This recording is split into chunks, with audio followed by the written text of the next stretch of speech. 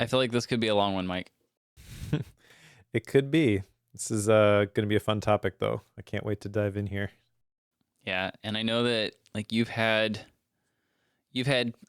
early access to this book, so I know that you've got a little bit of a leg up on me on this one, but I did finish it almost a week early, so I've had a little bit of time with it as well. So maybe we'll be on even footing with that. However, before we can get into the thing that everybody wants us to get into this time around, we got some follow up to do, Mike.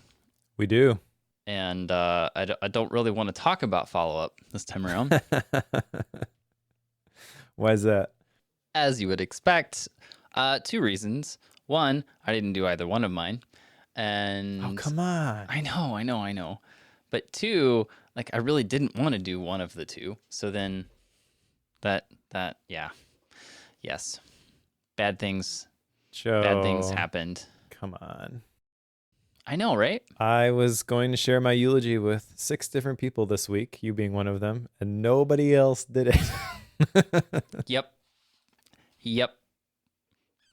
So this is partly because if I only had a brain. Good job, Blake. I think that part of this is that I had a lot of time set aside to do both of mine. One of was to write my eulogy. The other one was to create my daily plan type thingy, which is like the printable daily whatever piece of paper. Yep. And I ended up this was somewhat caught me off guard. I ended up taking last week off of work, so I wasn't around computers like at all. So that meant that I had like an entire week's worth of stuff that I didn't get done. So it happens. But on the positive note, I built a treehouse for our girls, which is super fun. Nice job. Yeah, telephone poles in the ground, treehouse in the air. Awesome, super fun. Very big, very exciting. Okay, my failures have been talked about. Can we talk about your stuff? Hopefully yours isn't as bad as mine. My failures instead. I said stuff. I didn't say failures. Sure.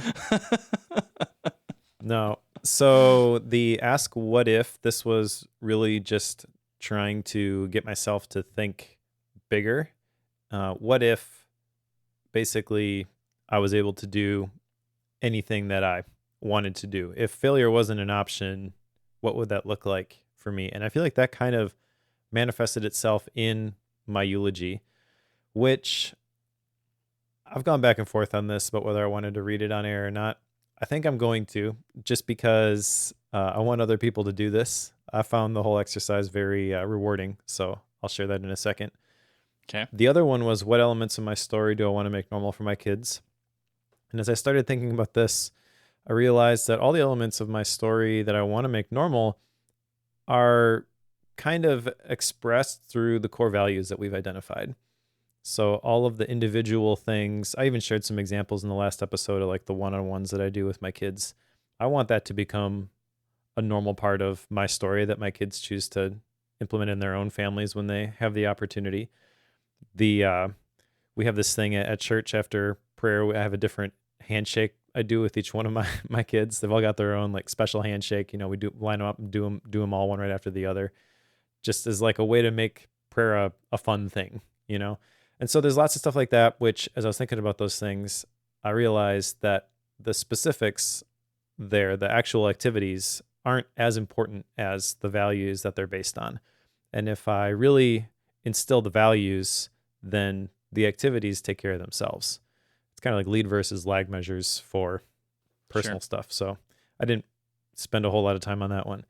All right, enough dilly-dallying. Here's the eulogy. You ready for this? Hit me. All right. Now, this was interesting timing, by the way, because as I was working on this week, my wife's grandmother passed away. So we went to a funeral and heard a eulogy and got the little brochure thing with the thing printed on the back. So Yep. I had a real life example to go off of. And I realized looking at that shaped how mine finished up, but it also highlighted things of a standard eulogy that I wanted to change. So here we go. Mike Schmitz was a loving husband to his wife Rachel, an ever-present father to Toby, Joshua, Jonathan, Malachi, and Adelaide. Family was his first ministry, and he always made sure to put them first. He frequently said no to work and business opportunities to spend time and go on adventures with the people that he valued most. Mike was a committed member of his church. When he wasn't spending time with his family, he could often be found serving there. He believed that God had blessed him richly, and he gave generously of his time and treasure to those who had need.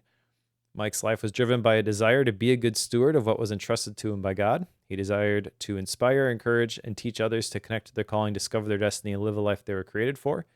Everything he did was filtered through his life theme, and he helped others to accept responsibility, gain clarity, and take action in living a purpose-driven and meaningful life. He was an entrepreneur who loved building businesses and making art. Before he died, he wrote several New York Times best-selling books and gave away over $10 million. There's the thinking bigger part. Nice. He taught his kids to be lifelong learners and discover their own creativity. They've all followed in his footsteps as creative entrepreneurs who live life on their own terms. What do you think? Well done, sir. The only thing, there's only one point that stood out to me that I was like, that seems odd, was the $10 million piece. And the only reason I say that is not because of the thinking big piece. Mm-hmm. It's just okay, why does that need to be in there? Because just from my perspective, if giving away $10 million is something that you want to aspire towards, my guess is that at some point you're probably going to reach the mindset where you really don't want people to know about it. That's fair. Yeah. So that number really means nothing other than it's unattainable for me right now.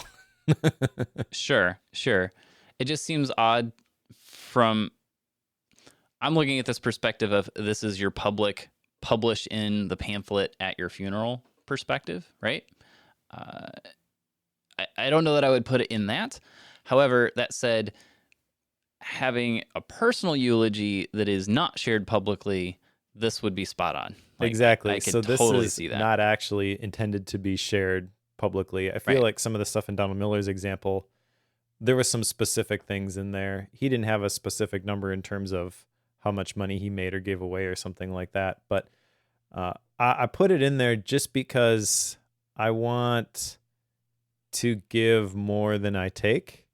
And I picked a number that was absurd that would force my world to be drastically different in order for me to hit it, right? So, sure. Yeah, I definitely wouldn't want this exact thing printed in in a paper that's handed out at my actual funeral. Yeah. But as I read through it, though, that's also one of the more exciting or motivating parts of it for me. So I feel like it does its job. And I probably, I don't know, an argument could be made that this was never meant to be read out loud, but I want other people to do this, so I shared it. Yeah. No, it's spot on. I'm glad that you went through it. I'm going to do my best to make sure I've got mine done by the time we talk next. So I'm not discarding the 2 action items that I completely failed on. Just because I took the week off, I just need to get it going again. Sure. And today's book's going to give me more action items, so this is the way things go, right? Yes, it will. So anyway, well done. It's a pretty solid eulogy, I would say. Hey, thanks. So, unless there's something else we need to chit-chat about before we get into a potentially long episode here, we should jump into this one. Today's book is Building a Second Brain by Tiago Forte. And I have to say there's a lot of buzz about this book right now. And part of me thinks that that's partially because of the size of Tiago's audience and just him being able to do that sort of thing. At the same time, it's also, this book has a lot of a promise behind it that is pretty solid as well. So because of those two, I think it ends up elevating it quite high in the marketing and buzz worlds. So some of that's probably justified. Some of it, maybe. We'll see. So we'll see how this this episode goes. I'm actually gonna push back on that a little bit. I think in terms of like the size of the audience that Tiago has, maybe he has more influence than I realize. But when I think about building a second brain and compare it to something like Atomic Habits by James Clear, I feel like James Clear was starting at a point where he was much further ahead than Tiago was. And what I have seen from following both of those journeys fairly closely, it feels like Tiago's is accelerating faster than James Clear's was. And I think that is partly maybe in terms of the promise of the whole building a second brain idea. Partly he's got a potentially very resonating message.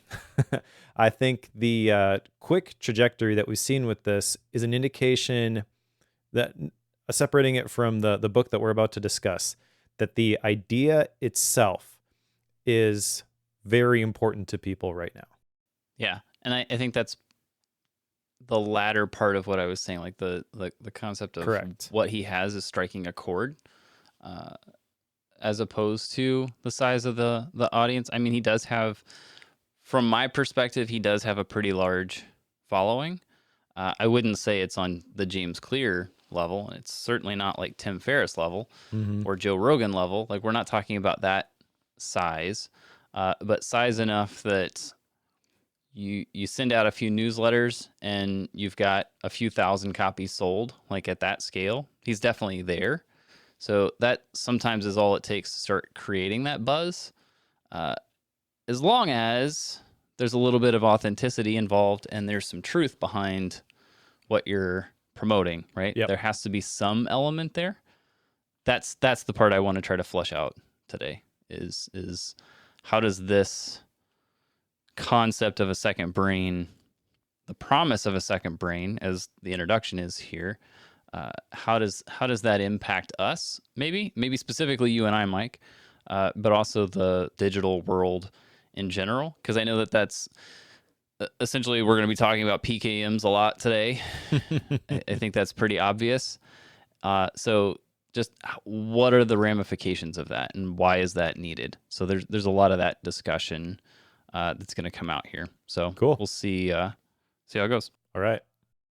That all said, the introduction starts us off with the promise of a second brain. Basically, what are you going to get out of this?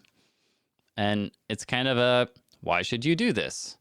And he has I think, is it just the one list? Yeah, there is a list in here that the building a second brain, which you should know, building a second brain started, maybe you should speak to this. It started as a video course or like a cohort. Is it a cohort or a video course? I think it's kind of both.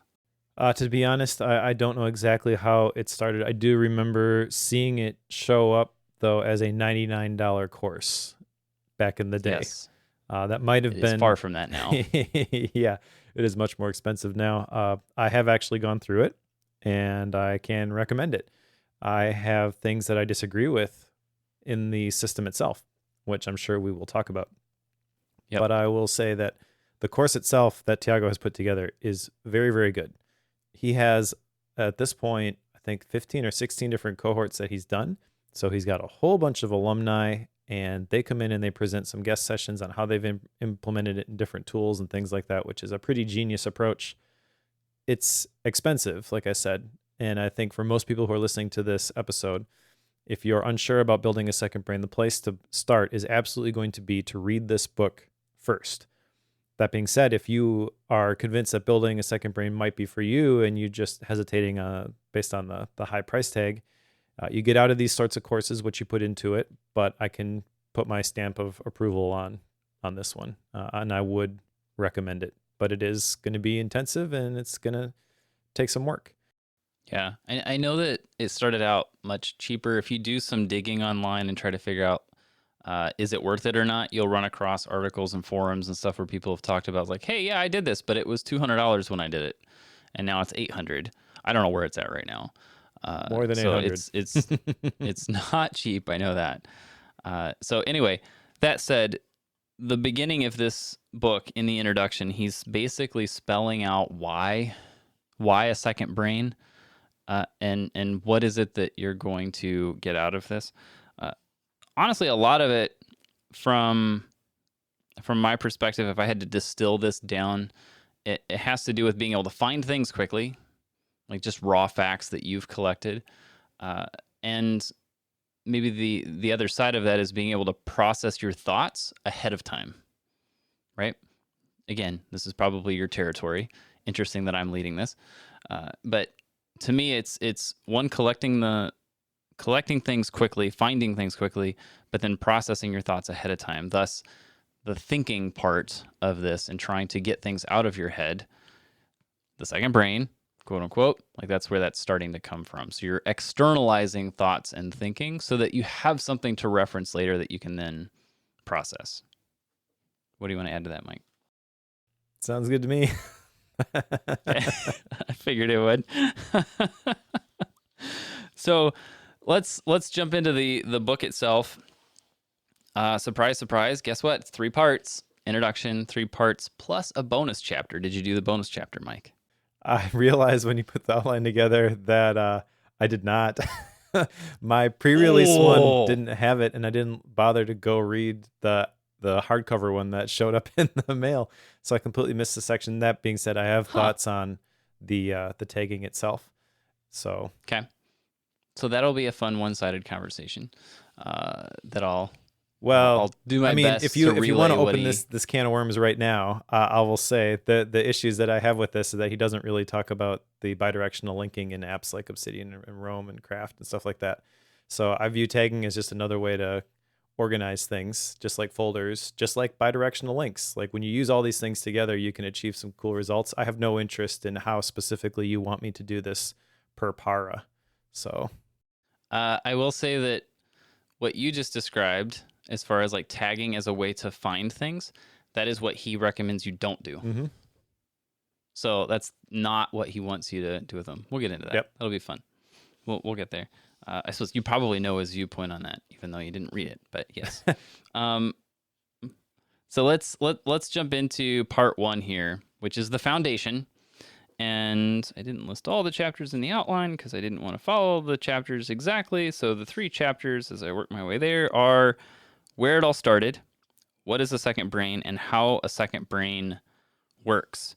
And the first chapter of those, where it all started, which, by the way, I noticed the very beginning, he does what a lot of people do with nonfiction books. He's got quotes at the very beginning of the chapters. Mm-hmm. And the very first quote is by none other than David Allen of Getting Things Done fame. Your mind is for having ideas, not holding them, which is probably one of David Allen's most commonly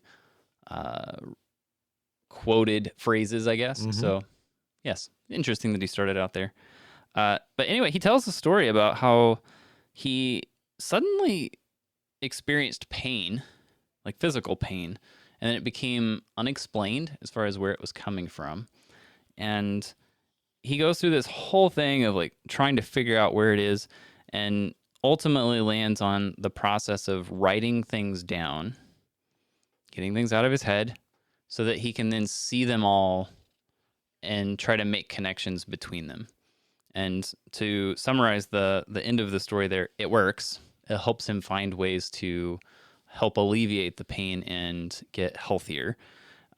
Again, not going to go into the details there, but the point he's trying to make is like externalizing things and writing things down is ultimately what led him to having success in coming up with the ideas in what to do from there. Thus, second brains are important. That's what he's telling us. So on to summarize his health issues, this is in my node file. The pain in his throat was only treated by anti-seizure medication, and one of the side effects of that medication was severe short-term memory loss and a numbing sensation throughout the body. So pretty severe side effects. What he did is he asked for his complete patient file, and he started digitizing everything, and then started to manage his health with some different lifestyle changes. So building a second brain, the whole idea was born out of a season of pain and trying to find a solution to a very real physical problem that he was dealing with. I feel like that's the best way to start this story. You know, yeah. A lot of people try. A lot of the productivity books that we read, a lot of the gurus that create the systems, they try to make it, they try to make this thing that's generally applicable to all these different people. But how they start the explanation of how they arrived at that system is really important to me. If it's not born out of you solving a problem that you had yourself, if you're just trying to answer a problem that you see somewhere else, but you haven't had to wrestle through it yourself, I got no time for you. But this is a very authentic, I feel, very vulnerable start. Had Tiago Forte on the Focus podcast, and he talked about this. I wasn't sure how comfortable he was going to be talking live about the specific things that he had struggled with, but he was very open and honest about it. So I have a lot of respect for him as a person, and I feel this is a very good introduction to the whole concept. You have my attention and you have authority in my eyes to speak to this at this point. Oh, other thing regarding David Allen, there's actually a David Allen blurb, I think on the back of the book cover maybe. And I think Building a Second Brain probably has a lot of similarities to GTD. It feels kind of like GTD for the modern age. That's very general, and I'm sure there's places where that analogy falls down, but I feel like Building a Second Brain now is maybe what GTD was 20 years ago. Yeah, that might be true. I know that, again, if you do some digging on this online, there's quite a few folks. There's obviously people on both sides of the fence, people who will say Building a Second Brain is terrible and you should never have anything to do with it. And there are folks who say, like, this changed my life and it's what everybody should do. Like, there's obviously people on both sides of the fence. Same thing with GTD. Same deal. But there are quite a few folks who talk about how this has so many similarities and connections to GTD. Like, it has a lot of the same methodologies behind it if you look at the core philosophies and not the technicals. So, like, that's what they're getting at. Now, having gone through this and reading the book on it, like, I can see where they're making that point, and there are elements of it. Yes, that's true, but, and I've said this for a while, there are a lot of elements of GTD that are just natural human actions. Like, it's not something that David Allen invented and proposed and then people adopted and it became a big deal. He was simply acknowledging something that people do naturally, thus, like, his natural planning model. So, like, stuff like that comes about. Now, I don't like the whole of GTD. You know, we've talked about that. But at the same time, I think you and I would both agree we don't necessarily like the whole of Building a Second Brain either. Just from the quick interactions you and I have had, I would assume you're putting on that. But maybe I'm putting words in your mouth. But yes.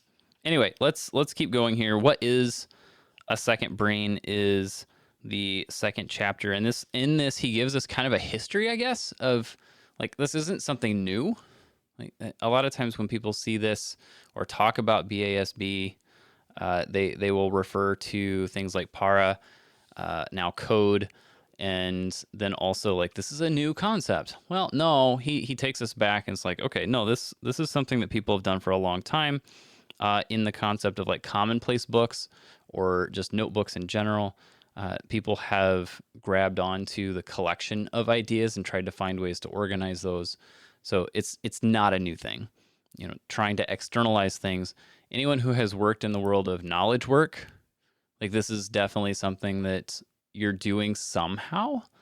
And it's something that more and more people are needing to do because more and more people are working in the world of knowledge, as opposed to being welders and pipe fitters, plumbers, electricians, and such. Like, there's not as many people in those trades.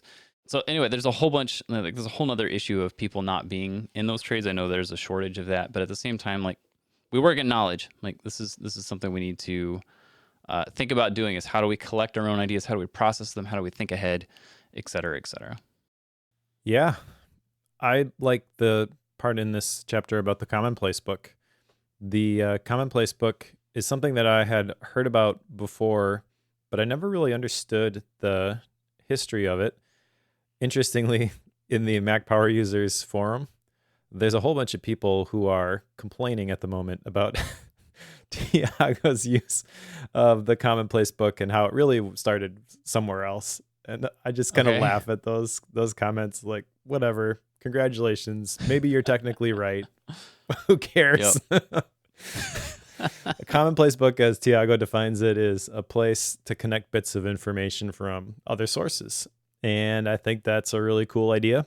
I had been doing that for a long time inside of day one. I was using it not just for journaling, but I was using it to collect quotes that I wanted to keep. I was building a database of these quotes that I wanted to remember. And when he talks about the second brain being a digital commonplace book, and he gave a couple of specific examples that he used it for, like a study notebook, a personal journal, a sketchbook for new ideas. I mean, those are the ones that resonated with me. I mean, yeah, that's basically how I'm using Obsidian at the moment. But I never really considered Obsidian to be a second brain, just because everything that goes along with building a second brain, and this isn't Tiago's fault, but I feel like a lot of people have latched onto a surface level understanding of some article that he wrote, and they're like, oh yeah, I get it. I know all about that second brain stuff. You don't need to talk to me about that anymore. And if I'm Tiago, I'm really frustrated because I'm like, no, you don't get it. Like, you understood the technical process for progressive summarization or something, and you decided that it wasn't for you, and you just wrote off the entire idea without getting to understand what it really means. And so the whole idea of a commonplace book at the beginning here, this resonates. This, I feel, kind of sets the stage. Like, building a second brain, the second brain could be anything that you want. It could be one specific bucket for this type of thing that you want to collect. And if that's all it was, then you've got a second brain. You don't have to manage everything out of a single app, which is kind of how I think some people think about it. He also does a really good job of articulating the pain points. The average US employee spends 76 hours per year. I think I missed the term there, looking for misplaced notes, items, or files. And 26% of a typical knowledge worker's day is looking for and consolidating information across systems. So much wasted time. Yep. For what?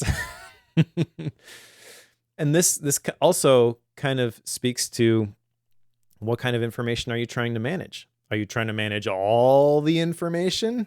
Which is what I saw a lot of people do with Evernote back in the day. Just dump it all in there. I mean, even the logo, it's an elephant, right? Because an elephant never forgets anything. You've got it in your system if you ever need to go back and find it.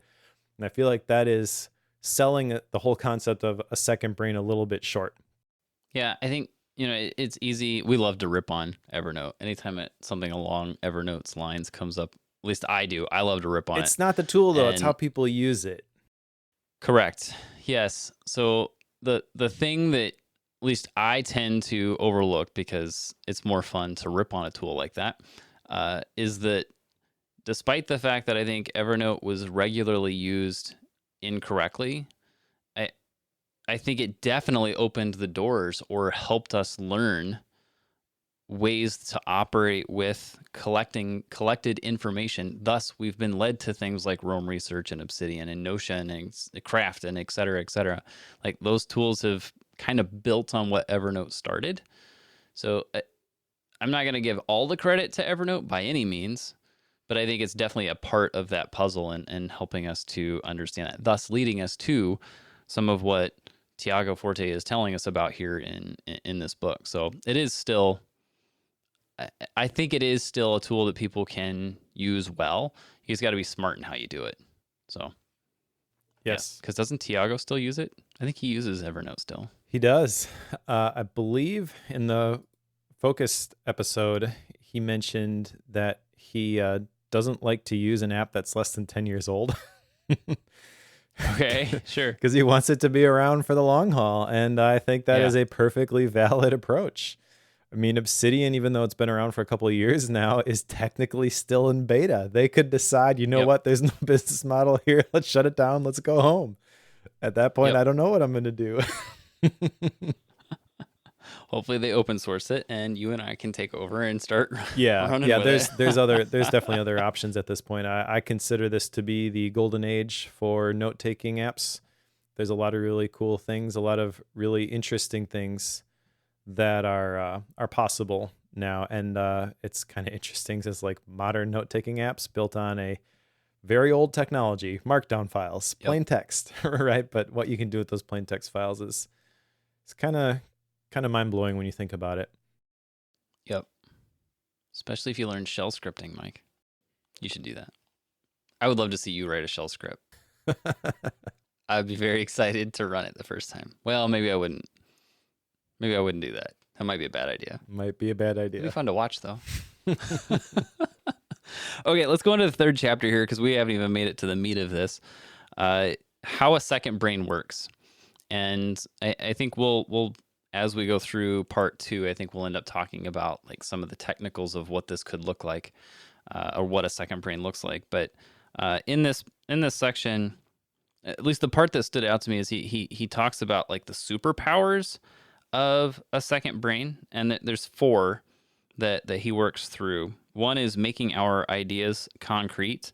So because you're externalizing things and you have things somewhere that you can process it, it becomes something more long-term. So it's something you can build off of. So making our ideas concrete, revealing new association between ideas. So because you have them externalized, you can now start to have them pop up in places where you wouldn't expect them, thus new associations between different areas. The third one, incubating our ideas over time. Again, because you have it external, it can come back up later, like 10 years later, and then start to process it and distill it quite a bit more. And then the last one, sharpening our unique perspectives. That's kind of what I was talking about early on, is how if you're able to externalize your thoughts, you've now created a way for you to process your own ideas and thinking ahead of time. And then when you're in a conversation, kind of like what you and I are having, Mike, you kind of know what you think already. So then when someone asks you a question, there's not this, well, I don't know what I'm thinking about that. Or you say something or a phrase or a monologue of sorts trying to pass the time because you haven't processed it. Instead, you've already thought through some of those ideas, so then you can speak intelligently about it instead of, putting off the question, as people will do sometimes in interviews when I go off script. Super fun to do that. So, yes, these are the 4 superpowers. What do you want to add to that? I would just add that in the situation that you described about thinking about something ahead of time and deciding what you really think, the real value of this is not in predicting those moments and being ready for every possible scenario, but recognizing when you get asked one of those questions and you don't have a good answer, being like, I should figure that out, and valuing figuring it out enough to put some notes into your second brain, as Tiago defines it. As he's talking about these superpowers of a second brain, every single one of these I completely agree with. And if you would have given me this list prior to reading Building a Second Brain, I'd been like, yes, 100%. That is what I believe. And then if you would ask me, so are you going to do Building a Second Brain? I'd be like, no, not for me. Right? So I feel like I, for a long time, had a improper understanding of what this actually was.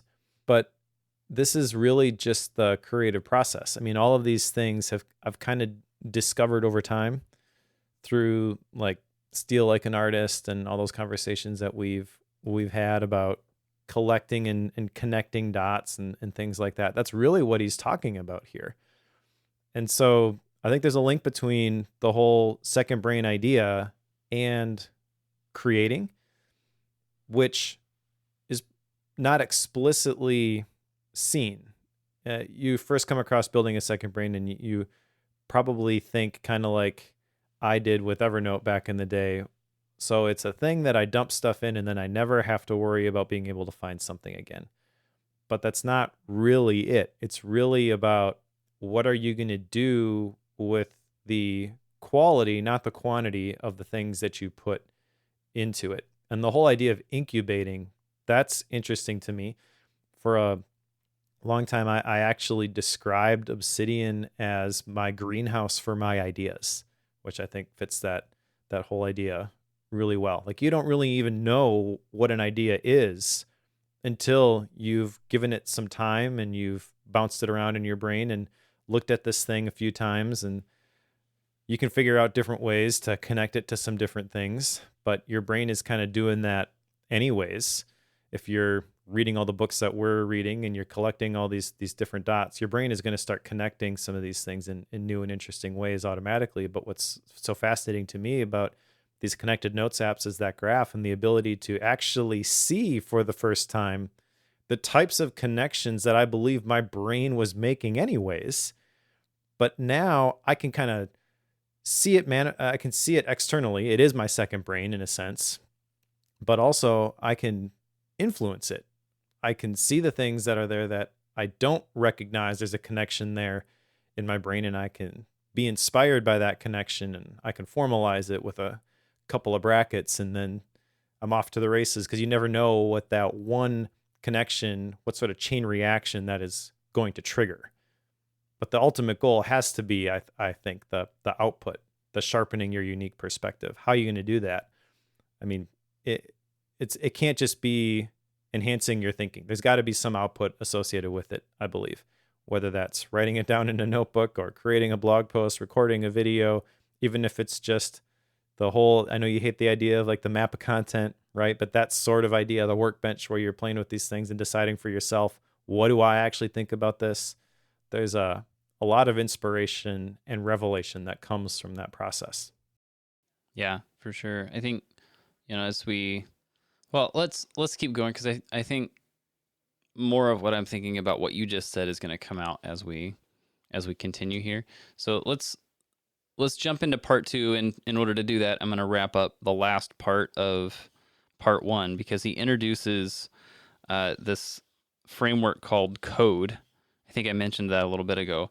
CODE is an acronym that stands for Capture, Organize, Distill, Express.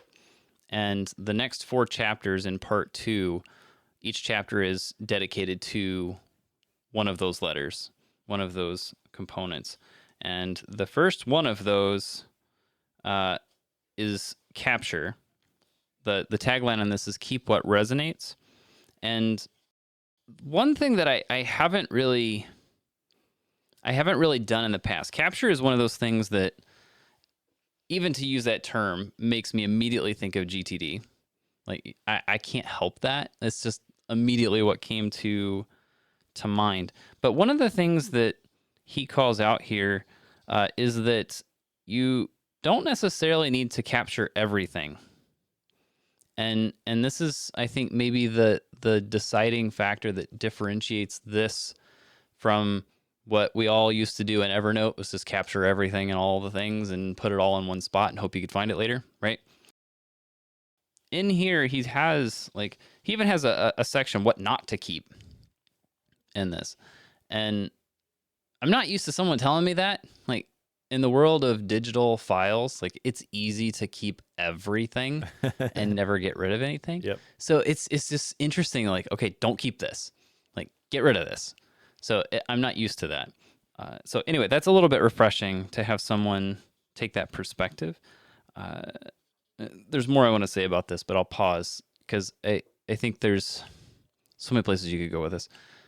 Capture is an important piece, because like, that's the point at which you're grabbing the big thing to get it out of your head. Like, that's your starting point, right? If you don't have that process super simple, it doesn't happen at all. I have this habit on my phone. I still do it today. What's the number one thing people do before they lock their phone? Like, it's pretty common. You'll swipe up and it takes you back to the home screen, right? Like, that's the most common thing that people will do when they're closing their phone. Mine's a little bit different. I have drafts in the dock, and my habit is to swipe up out of whatever app I'm in and tap that and lock it. Oh yeah, that's right. I've done this for a very long time, which means every single time I open my phone, drafts is already open. So just unlocking my phone immediately has drafts open at all times. Highly, highly recommend this. Super fun. Anyway, I'll quit talking. So yeah, there's lots in this capture section. I Totally do is. like the in this chapter 4 and the whole idea of resonance That's interesting, and that's a great descriptive word. I've been using that a lot more since I read this. You don't need to capture everything. And again, in the Mac Power Users Forum, there are people arguing that, well, depends on the type of books that you read. Maybe you do need to capture everything. Like, okay, fine.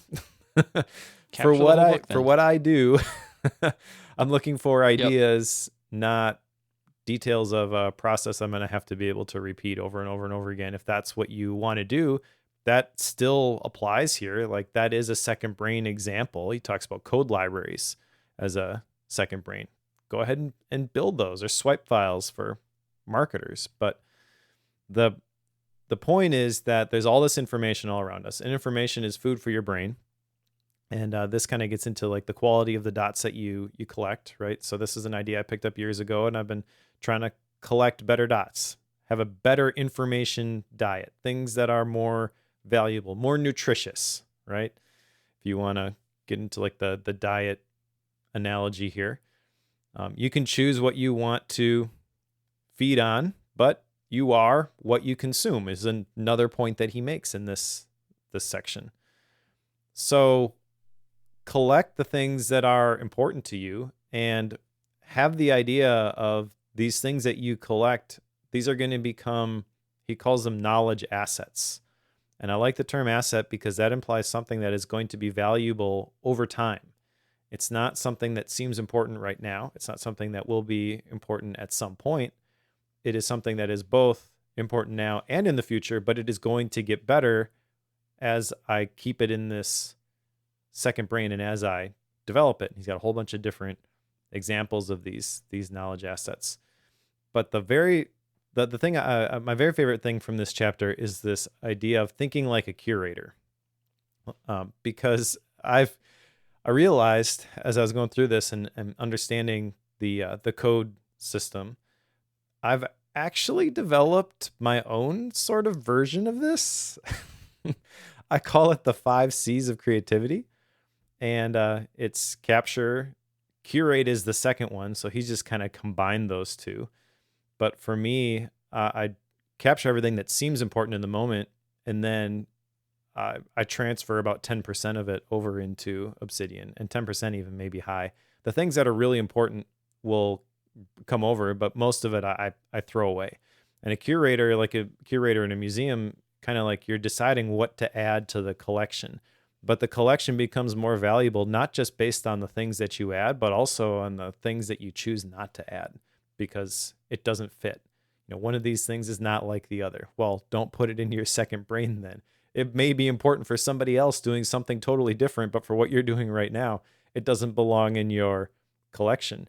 And I feel like that's a really important step that, coming back to like the problem with Evernote, just dump everything in there. There's no filter.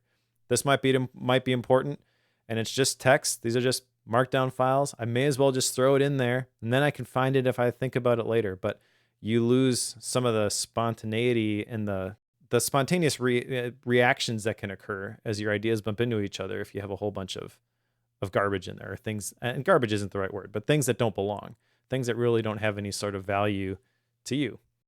There's another piece of this section. I'm curious your thoughts on it, Mike. The 12 favorite problems piece. And this comes from Nobel Prize winning physicist Richard Feynman. And Feynman. There you go. I know this because David Sparks and I recorded a focused episode on this specific thing, the 12 favorite problems. Got it. Basically, the concept here is that Feynman had 12 problems that he would regularly try to come up with new ideas for, or keeping top of mind, I guess would be the way to say it. And these questions would be things that would be something that he wants to try to solve. Doesn't mean he's going to like make that his life goal. It's just things he wants to keep around, something to have as pet projects, I guess. And I've never really thought about this, but having having certain problems, and he has a list of examples here, like how do I live less in the past and more in the present? Like if that's a problem that you're trying to keep on your mind and you're trying to solve, your tendency is going to be to see things through that lens.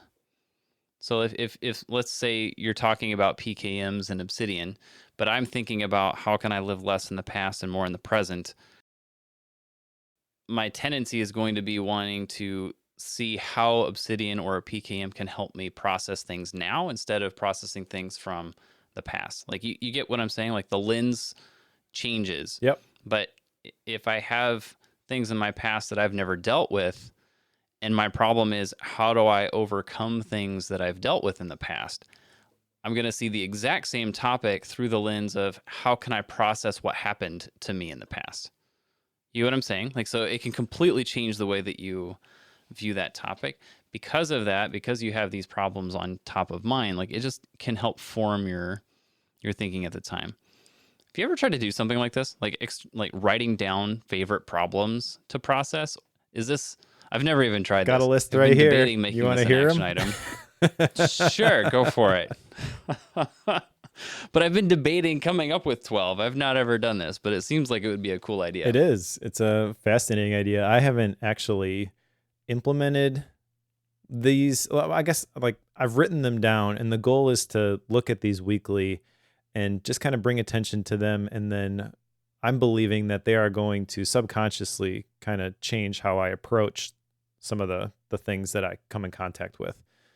That's the whole idea behind the 12 problems. I did some research into this after reading about it in the book because I thought it was an interesting idea. And then, David and I wrote them down together. So, how can I make things easier or simpler is my first one. How can I live with more meaning? How can I create more and consume less? Who are my true fans and what do they want? How can I better lead and serve my family, wife, and kids? How can I better understand the other side? That one in particular, like just to give you an example of how these can be beneficial, how can I better understand the other side? There's a lot of ways that could manifest, but one obvious example could be with somebody who doesn't believe the same way you do politically or religiously, whatever. They have a different set of beliefs. The tendency is just to, oh, well, you're not as enlightened as I am, right? Right? You haven't discovered the truth yet, so I'm not going to listen to anything that you have to say. And I want to instead listen to understand. Like I want to understand where the other side is coming from. Even if it doesn't completely change my mind about something, I want to at least understand their arguments instead of just assuming that they're wrong until they get my attention and prove otherwise. So I feel like just approaching conversations that way obviously can have a world of good in the atmosphere and the culture that we live in right now. How can I have more fun? What about this would make a good story? What can I learn here? How can I set my kids up for success? How can I leave my dent in the universe? How can I focus on what really matters? These are not specific problems to be solved. There's no project associated with these. There's no completion date on a lot of these. I guess you could say the ones with my kids, those will be completed when they're adults. But otherwise, that's kind of the whole point of the favorite problems, is that this will mean something when you read it once and, oh, I know exactly how to apply this. And then that thing is done. And then you find a new way to apply it in the future. Yes. And now I feel like I want to do this. I'm writing it down. All right. Action I'll item. take this on. Yep. I'll take it on. It just sounds like it would be super helpful just to have these. I guess, how often do you review these? That would be a question for you. The goal is weekly. Weekly? But I've only had them for a week. So I've done it once. So you don't know. Once? Nice work. That would be the question, is like, I know that the goal with this is to have them fresh enough in your mind that they are a lens of sorts that you see things through.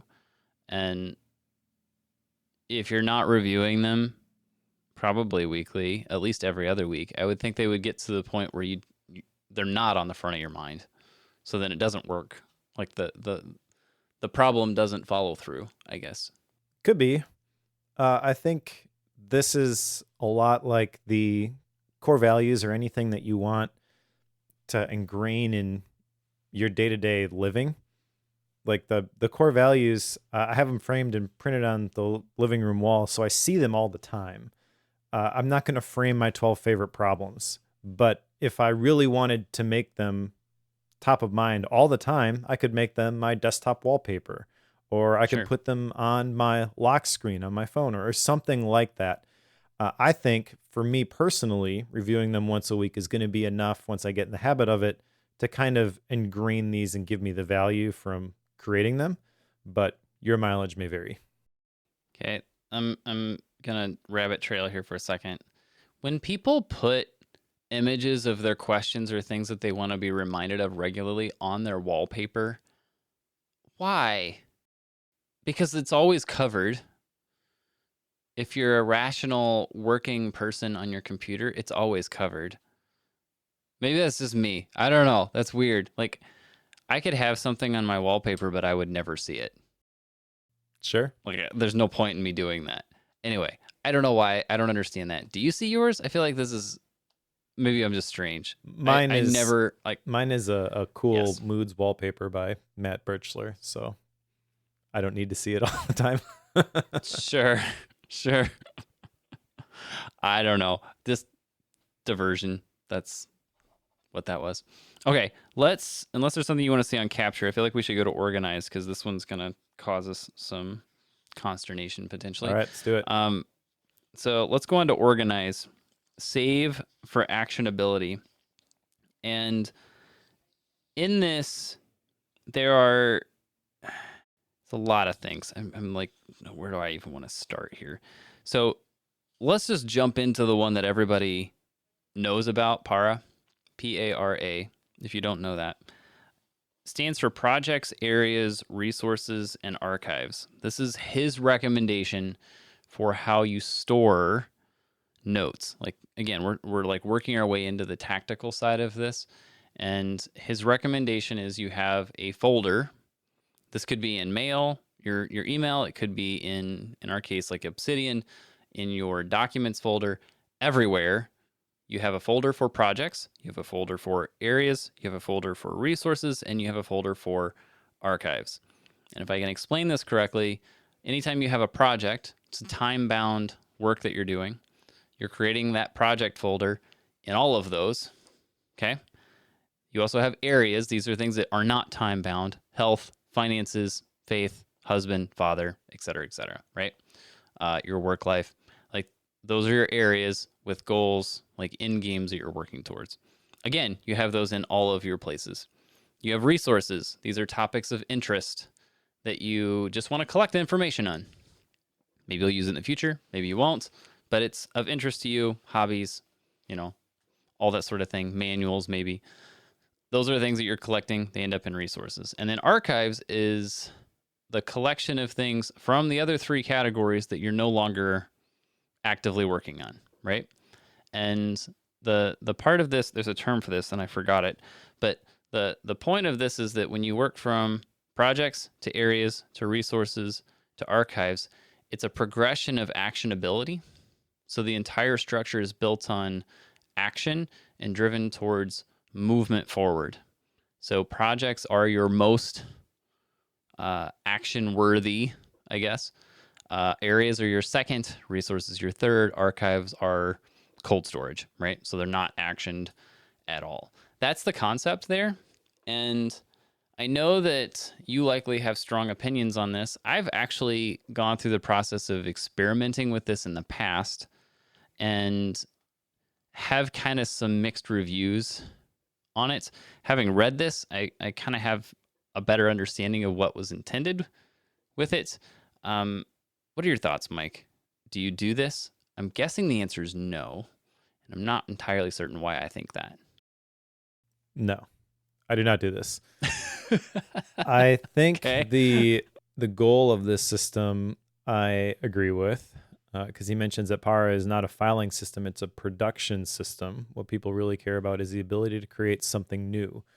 And that manifests differently for me than it does for an engineer.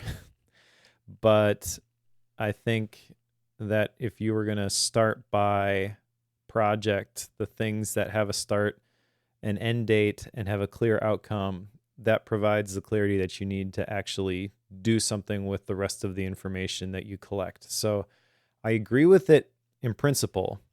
I just don't feel like I need this. I feel my system at the moment is very much working for me in terms of helping me to create. So I have been looking for ways to, rather than implement para, implement some of the ideas and refine what I currently have going. Like I said, I've basically got my 5 C's of creativity that I do instead, which is to capture, to curate. I think I didn't go through the rest of them, but cultivate. And that's basically it's in my system, and I'm going to continue to grow it and connect it was the 4th one. So once I understand what the idea is in isolation, then I compare it with some of the other things in my collection, very a la how to read a book, syntopical reading. And then the last part is the create, express what this means to me. Now, I don't have a book to sell you, but Yeah. that's Not the yet. one that resonates with me more than code or even para. But I do think a lot of what I just described exists inside of code. I feel like para for the right person is how code gets implemented. I think it's also, for me specifically, the area where there is not as much overlap with the stuff that's important to me. Yeah, this is so I guess the 5 C's of creativity, do you use that to organize files and such? Because I feel like that's ultimately what he's getting at. It's like, how do you organize this stuff? I know. Let's ignore PKM world, right? Yep. Knowing that is something separate, because I texted you about that in this week, and I have thoughts on that one that I want to get into here in a second. But as far as like file storage systems, he's recommending this para method. Does your 5 C's translate into that? I guess maybe I'm asking a weird No, question. because I don't want it to. Sure. So, yeah, and that's fair. I mean, this is why I kind of judged the last section on tagging, because I know that Tiago uses Evernote, and I know that with Evernote specifically, there are a couple of mechanisms you can use to group things together. Why do you want to group things together? Because I want to consider them in certain scenarios, certain situations.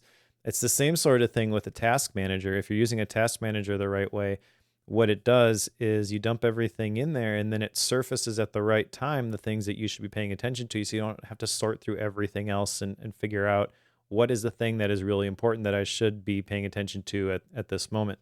So para is basically a folder-based structure or a tag-based structure that you can use to group and clump things together. But you know what's better than both of those, in my opinion? Bidirectional linking. But I can't do that with Photoshop files. Sure, Like, that's I can't fine. do that with. So that's why I was saying, if I leave the PKM piece out of this, right? I don't think Like Photoshop that's the files part are that. really ideas. They are something that you create as the expression of an idea, but as you're doing the rest of the process with the idea, that's not existing most likely as a Photoshop file. That's probably text in some way, shape, or form. Yeah. So here's an example. I'm in the middle of recording a bunch of video interviews for a consolidated video that I'm working on for a Sunday morning service, right? I have 8 different interviews I'm recording, which means I'm going to end up with 3 video files and 1, 2, 3, 4, 5, 6 audio files for every interview, right? So all of that has to get consolidated somehow in one place. So like somehow I have to keep track of all those. This is where the projects thing comes in handy, because I can create the folder for the project and it all goes there. Now, I would also have a text file that corresponds to that to help me understand some of my notes around that, but I still have to store those files somewhere. Like, I can't throw that into Obsidian cleanly. That's just painful. I've looked at people trying to do that before, and it, like, just don't do that. It's a bad idea. So I guess that's the part that doesn't add up there. Yeah. I mean, it depends what you're trying to do. I have one version of that, but none of my stuff is Photoshop files that I do dump inside of Obsidian. An example would be notes.faithbasedproductivity.com, which I shared with you, like my cross-reference library for my sermon sketch notes, which is a combination of images that I've drawn in GoodNotes plus the plain text files for each individual verse. And if you go to that URL, it's public. You can kind of navigate around my sermon sketch notes and see how like a verse referenced here was also referenced in other places. Like that's the real value of that kind of stuff for me. How do I fit something like that into Para? I could probably figure out a way to do it, but I just don't want to. Now you could also, in your Para system inside of your Notes app, you could probably link to a Photoshop file or something that you are working on, or a video file or things like that. I tried to do video inside of Obsidian. For a while I was collecting my guitar lessons, which I would always get these little videos on like what I'm supposed to work on and dump them in there, but it just got too big. So there are limitations with it, and I think that's okay. You don't really want a single app that does everything. Tiago kind of talks about that in the first section, actually. Let me see if I can find that. He mentions that the perfect app doesn't exist, but what you want is a reliable set of tools, right? So everyone's set of tools are going to be different based on the types of knowledge and information that you're trying to manage, and however you're going to create and express that. That's fine if you got to jump over to a different tool. But I think if you're talking about files that exist across a bunch of different tools, then having a folder-based Para structure on your computer makes a ton of sense. It just doesn't work for me. Yeah. I will say that, like, and this is an action item for me. I'm going to do a Para experiment. I've done this before without fully understanding it, and it didn't go well. Now, that said, part of the reason I'm interested in doing this, and I've currently got this set up, so I know how that structure can go, but for years now, I have operated under the process of having a folder for projects that then get moved into an archive. Like, I've done that for a long time. And then outside of that, I've had folders for like areas of my life and like work areas alongside like hobby type folders. Like, I've done that for a very long time. Reading this made me realize that I've kind of done Para for a long time, just in a different layout. And the one part of it that doesn't add up, and I texted you about this, it's like the thing that does work really well is like if I'm in Finder, or, well, I don't even do this in my email stuff. Email just goes all in one folder. I'm terrible. Maybe it's not terrible. Maybe it's genius. I don't know. It's one of the two.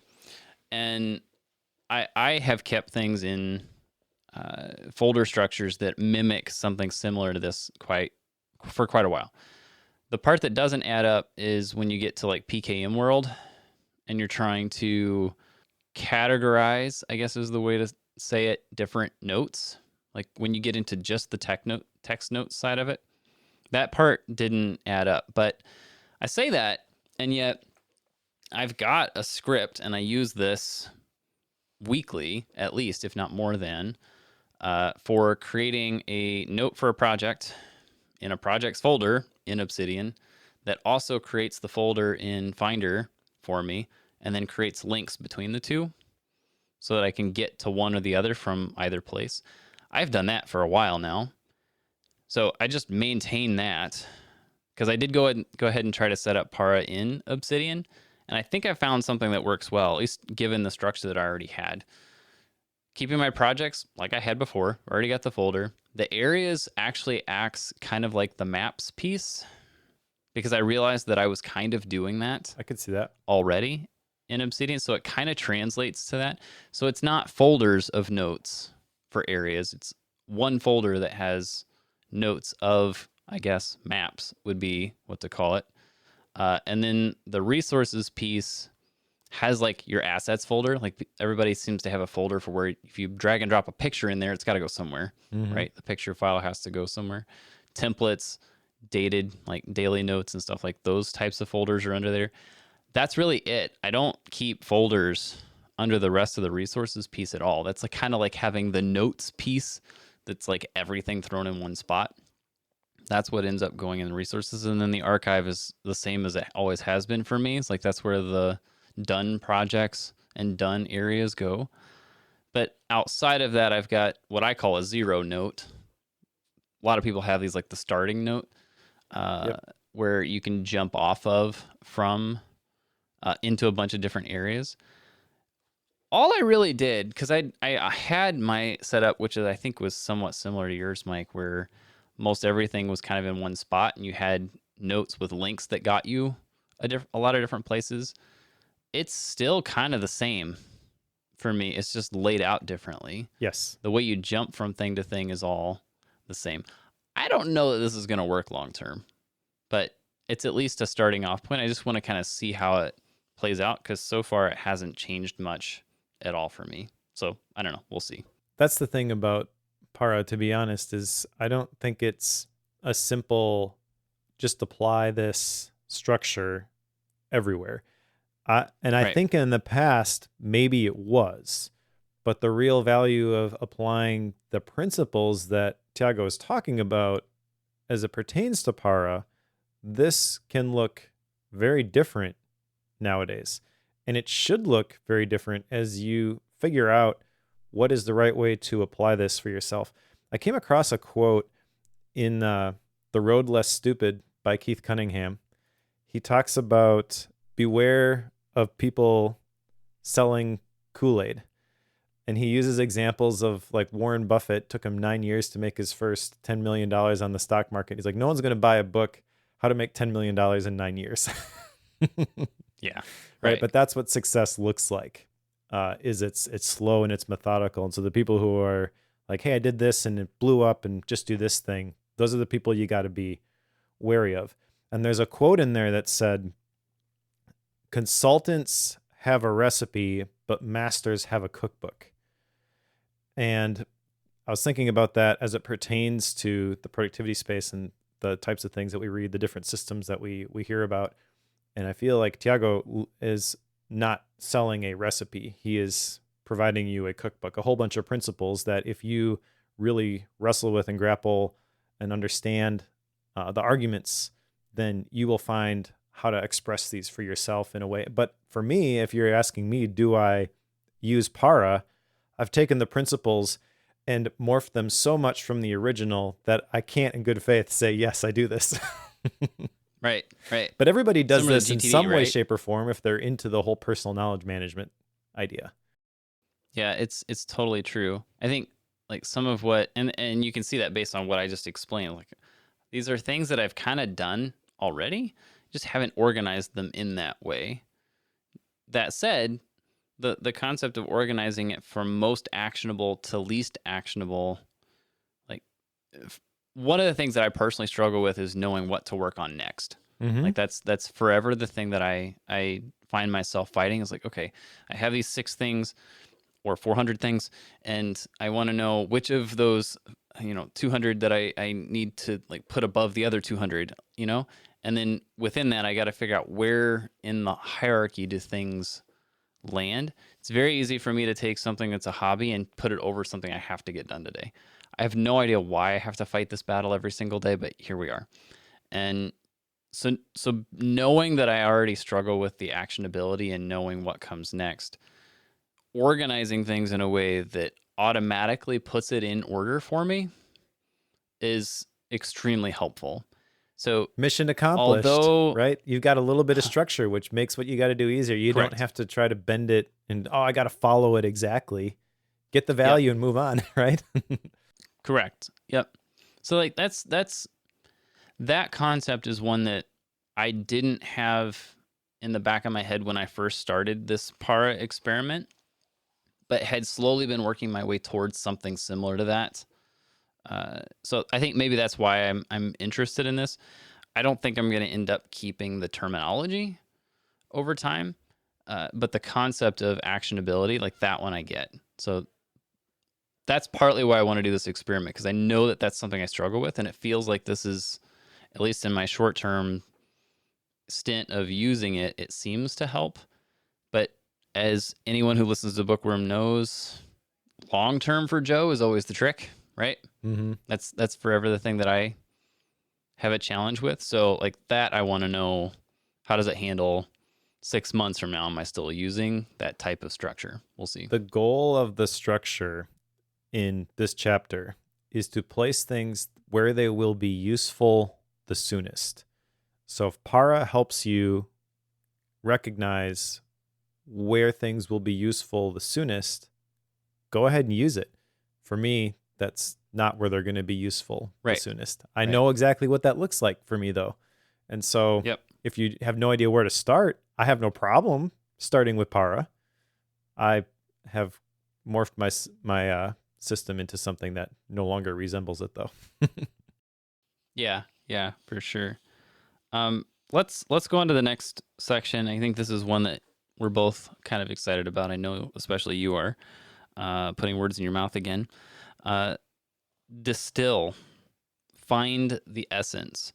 And there's one core piece inside of this that I think is absolutely the most important. I think we maybe mentioned the term earlier, and that is the progressive summarization technique. And just as by way of example, what this is, and I'll maybe get into the importance of it, but let's say that you have an article that you find online that is super helpful. Like you found an article on tuning the carburetor for a chainsaw. I bring that up because it's something I had to do here recently. And that's got a lot of information in it. There's a whole bunch of stuff in it that might be helpful, might not. But regardless, you're pulling the Evernote mindset and you saved the whole thing, right? Tiago would probably not be thrilled with you that you saved the whole thing. So you go through and you grab the parts that are most important that you're going to hold on to in that. You get rid of the ones you don't. Once you've done that, then you have this process of, 4 steps? Yeah, you've got the capturing piece that you start with. Then you go through, I'm going to use the way that he recommends it. You bold the sections or the components within that are the most important. Then within those bold pieces, you highlight the pieces that are even more important, that are like the core of those bolded sections. And then beyond that, the 4th step is writing an executive summary that summarizes the entire piece, right? So then you've taken what started off as a pretty long, maybe a 2 or 3 paragraph excerpt, and you've got it distilled down into maybe a 1 or 2 sentence summary. That's what he's referring to as a progressive summarization technique. Now, that said, this is not something you do immediately. You can, but he's not saying that you have to. It's an as needed basis. Like you come back onto this note 6 months from now and you've got a meeting where you're going to be talking about some of the things in it. Well, that's a good time to, go through and bold all the important parts and maybe highlight on top of that. And then you've got a talk you're going to give, write your summary for it. Like you don't have to do these all at once, but it's that process of moving it from one step to the next so that you can get down to the essence, as he calls it, of that section. How'd I do? Did I tell it well? You did. Do you do this? Not yet. You going to do it? Maybe. In theory, it's a great idea. It seems like an awful lot of work. But I think that's the point, right? So as you were describing that, I got the revelation that I do this already. Yeah. Do you do it in the same form or do you have different ways of doing it? I don't do it in the same form. So I published something on my blog years ago on how and why I take notes on the books that I read. But let's just walk through these 4 different levels though, right? So you've got the original work, right? That's the books that we read. And then you want to distill that down into just the important pieces, right? So that's what I do with the MindNode files. And then from there, So that's kind of like bolding things, I guess. And then you've got the highlighted passages. So all the stuff that's bolded, everything that's in the MindNode file. I have an emoji system for calling out specific things, and each emoji means a different thing. So it's not as simple as a highlight. Essentially, I've got several different emoji-based highlighters. And then when I bring it all into Obsidian, I force myself at the top of the book note to write a 3-sentence summary of the book itself. So I follow this point by point, but only for super long form things that I read that are hundreds of pages long. Could I do this for a lot of the other things the articles that I read and things like that? Yeah, I could. I'm not going to. And I think that's okay, because I feel like with all of this stuff, you got to figure out, I've said this over and over again today, but you got to figure out what parts of this system work for you and how to make it your own. And I think if Tiago were here, he would say the same thing.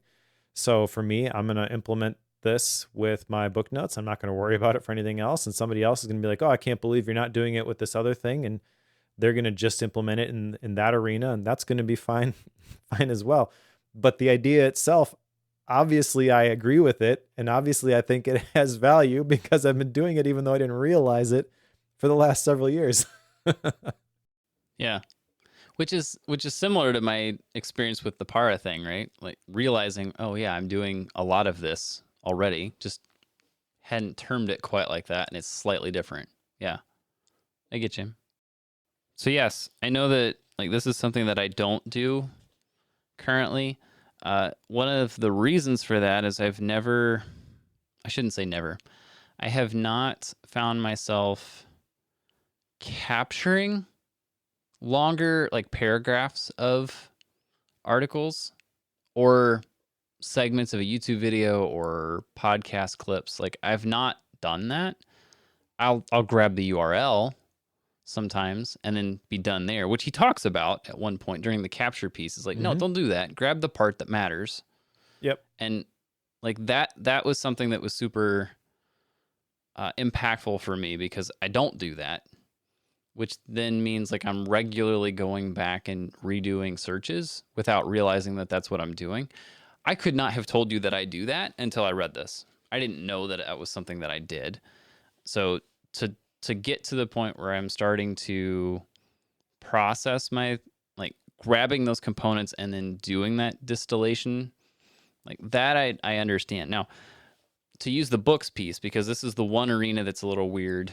I shouldn't say weird. That's maybe got me in some of that. Not all of those steps though. So obviously we have the book itself, right? I do the process of underlining and creating an index in the back of the book. I realize I don't talk about this a whole lot. So I will underline or like put brackets around things on the outside margins. Every once in a while I'll write a note in the margins. But then at the back, I regularly create, and this one's actually kind of long, an index of terms or action items and stuff in the back of the book with the page number next to it. So like that's kind of like the bolding component. And then from there, what happens is I'll grab, like, especially in this case, like this is my choice of a book, right? I will grab the parts within that index that I want to talk about on Bookworm. That's kind of like the highlighting piece, right? Mm-hmm. They go into the show notes for us to follow for the book. Now, it kind of gets morphed into the outline for the book, the table of contents. Like it kind of goes hand in hand once it hits the show notes, but not entirely. But from there, it kind of stops at us recording the podcast, and then I'm done. I move on to the next thing, and frequently fail to do the action items that I collected from those things. So that is a thing that happens as well. Tiago might argue is the result of it not getting into a digital commonplace book. Correct. Yes. Which is why he would probably make that argument. Yeah. He's not necessarily wrong either. No, I was going to say one of the things that I have amended when I started bringing things into Obsidian was, in addition to the mind map that I dump into the file, I also, because I do it all in MindNote, I can export that as Markdown. I copy and paste the text of the mind map in the note file as well. And that gives me the ability to link the text through the bidirectional linking and things like that, which we're going to get into in Yeah. the next chapter, hopefully. Yep. But Yep. I think that's valuable, and I think even like the building a second brain concept, you probably don't have to go all in with just digital tools. What you're doing, I think, fits the definition of a second brain, and the description of the organization that you're talking about here in terms of distilling things down into your key ideas in the back of a book. That is an analog version of this progressive summarization, I would argue. I'm not sure if Tiago would agree with that part. He may say you need to make it digital in order to get the benefit of connecting the things different ways, but Yeah. Well, let's go on to this last piece. So the E here, capture, organize, distill, express. Okay. Now, the tagline here is show your work. And in this, there's essentially a few things that you're going to be doing. So once you have notes that are distilled, you've create like major notes for your own thoughts, you've distilled the ones that you've captured, you end up with what he calls intermediate packets. Packets? Yes, yep. intermediate packets. Basically small little snippets that can then be consolidated in a lot of different ways or retrieved in a lot of different ways. And he talks about the power of thinking small, and he has a whole bunch of examples like betas in software, prototypes in car design. Like people do this regularly. You start with a minimum viable, and then you build up from there. And he's referring to this as like an intermediate packet, a small thing that is then put together kind of like Lego blocks. Now, just call them brain Legos or something like that. yeah, totally. I actually have, so spoiler alert, I guess, for my Macstock talk, I'm going to be talking about those 5 C's of creativity and PCAM workflows associated with those. And all of my slides are using images that I drew in GoodNotes.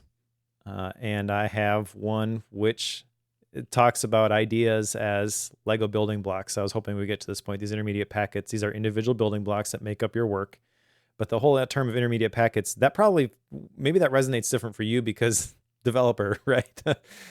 But you lost me there. I feel like there's a much more approachable term that could be used there, but the idea itself, I really agree with. Sure. Yeah, I didn't even bat an eye when he said intermediate packets. Like, oh yeah, it's the stuff between the beginning and the end. Okay. Like immediately, like my brain just jumped to that instantly. Atomic notes, I would call them. Yeah. Okay. What was it? Atomic notes. So atomic notes. Okay. The whole idea of like the definition of atomic from Atomic Habits, where it's the smallest part of a thing. And then I argue that those are the types of notes that you should create, because then you can take those notes and you can build them and combine your ideas in cool and interesting ways. It's the whole basis of the cross-reference thing that I shared earlier. If you don't break it down into those tiny little individual notes, it doesn't work. Yep. Yeah. And then once you have those atomic notes, intermediate packets, IPs, I'm going to call them IPs. It makes sense to me. Once you have these little tiny bits that you've distilled, you can start putting them together. But the important part is, how do you retrieve those? Like what are the methods by which you can retrieve those, which is kind of what I think you're itching to get to here. But he has 4 methods here. One is through search, which is probably people's first, easy one. Yep. Then browsing, just finding your way through. I want to come back to that one. 3 is tags, and he's got a bonus chapter we'll maybe talk about later with that. And then 4, serendipity, just randomly shows up, like just out of nowhere.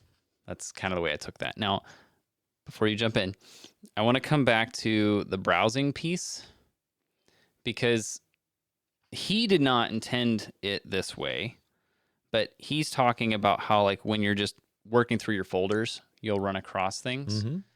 But I only got to the point where I understood that that's what he meant, and after I read his section on it. When he first mentioned it, what I thought he was going to get into, my expectation of where we were going to go, was that you can use folders, you could use tags, you could use links, you could use all sorts of methods to find your way around from note to note. That's what I thought he was going to say, but he didn't. He focused on the folders piece.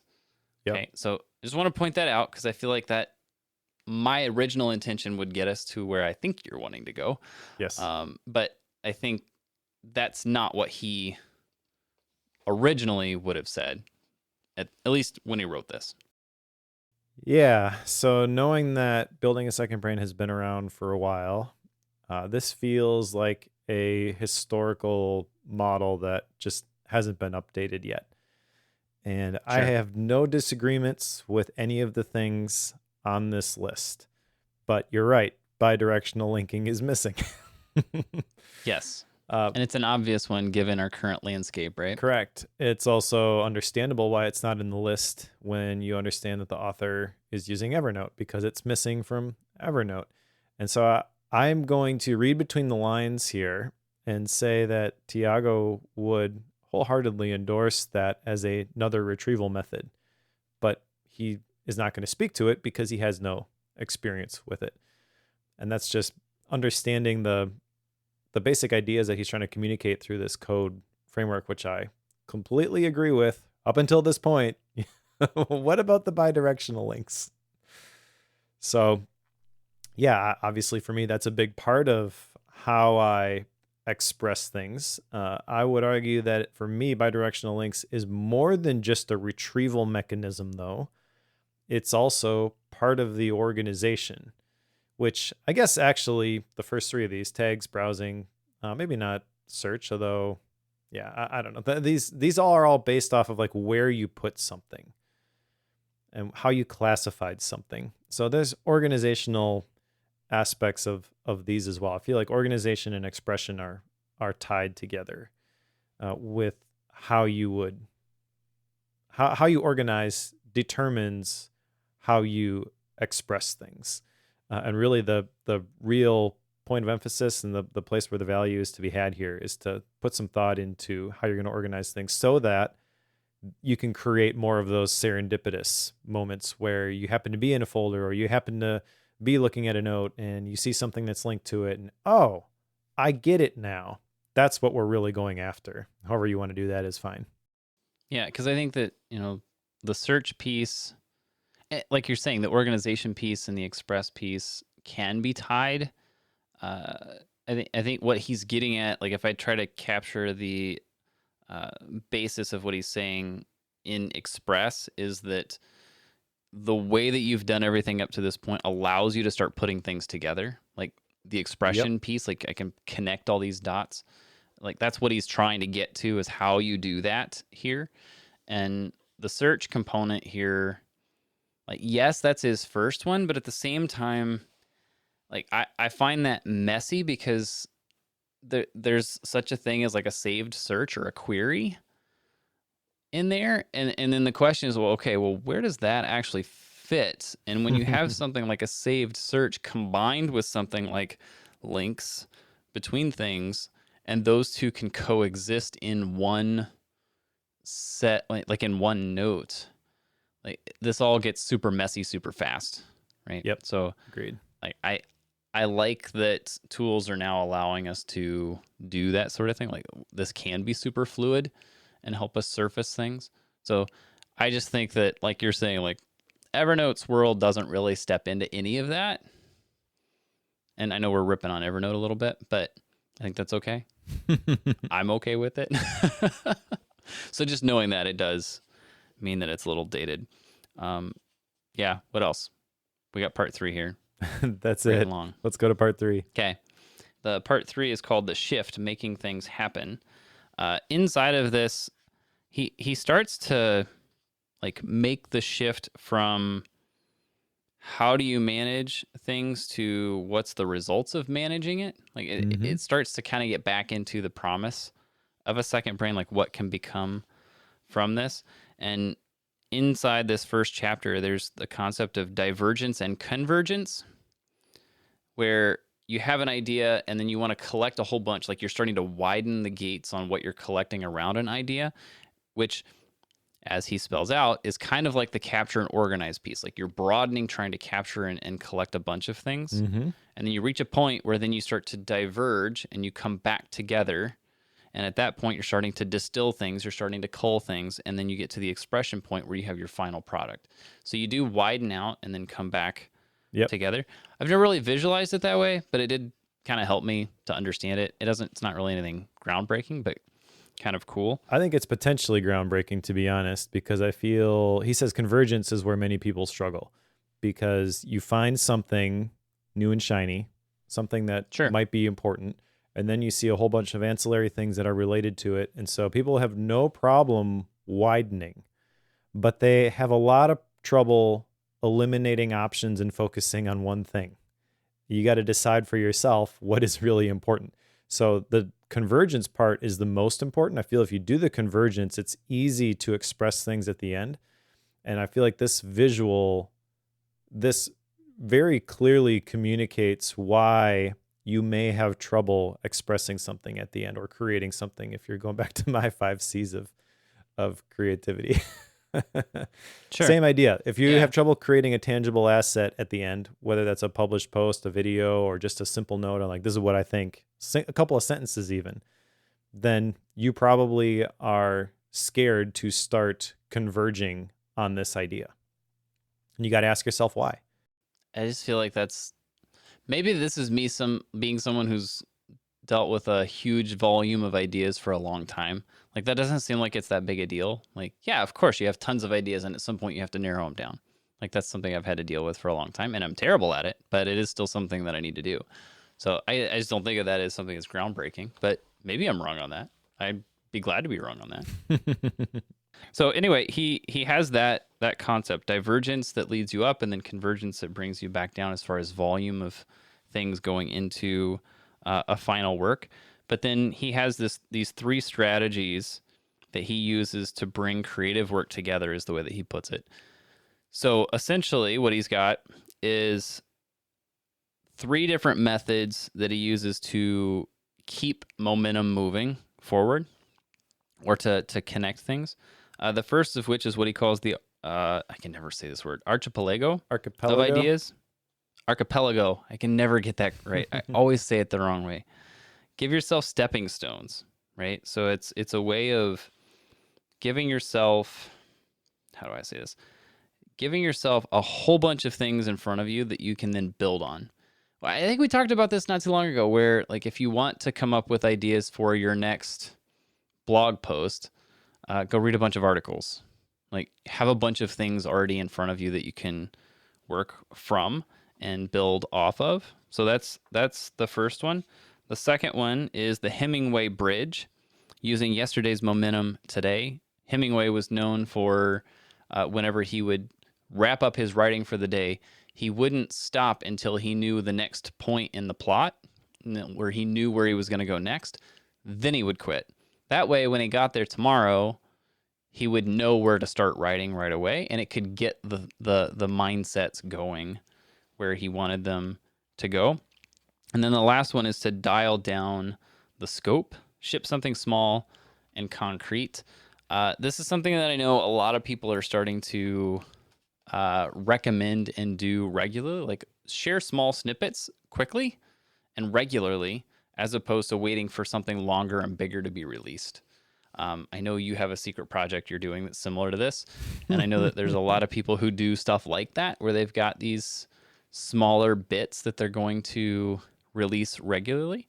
I don't know what that means for me. I feel like it's something I should do, but it's still fascinating to me. Anyway, these are all ways that he has for trying to pull things together and get things shipped, to say that, I guess, to get things out the door. Yeah, I didn't really jot down a whole lot of notes on these different strategies. I guess I see where they could be useful, but I feel like if you just follow the part 2 and you figure out how to make it work for yourself, then you kind of don't have to worry about these. Yeah, I know that, like, some of these are just standard practice for a lot of people. Like, these are kind of like your tips and tricks for how to keep going. Yeah, exactly. Really? Exactly. That's essentially what they are. Yep. That said, let's go to the next one, because I'm quite certain, at least I have opinions on this one. The essential habits of digital organizers. Okay. There's 3, I believe. This is Tiago's system. Yes, this is Tiago. How he implements Tiago's deal. So the 3 pieces: project checklists, one for the beginning and end of a project. Weekly and monthly reviews. I know we're both super excited about that. And then noticing habits, like the habit of noticing things. Which of these are your favorites that you're going to implement, Mike? I'm not going to do any of these as he's outlined them, but Okay. Surprise, surprise. yeah, I don't need project checklists. My projects are typically podcast episodes or videos or things, and I know what the flywheel looks like for making that stuff. Yep. So the whole idea of the structure is to eliminate the friction, but at some point there's diminishing returns, and more structure actually adds more friction. So not going to do those. I do have a form of a weekly review, and I guess you could say I don't have a formal monthly review, but I do have a formal quarterly review in the personal retreats. So again, I'm doing the concepts, but I'm not doing them this way. Although if you were to just start, if you're coming to this new and you're like, where should I begin? I would have no trouble saying, hey, start with the things that Tiago has recommended here.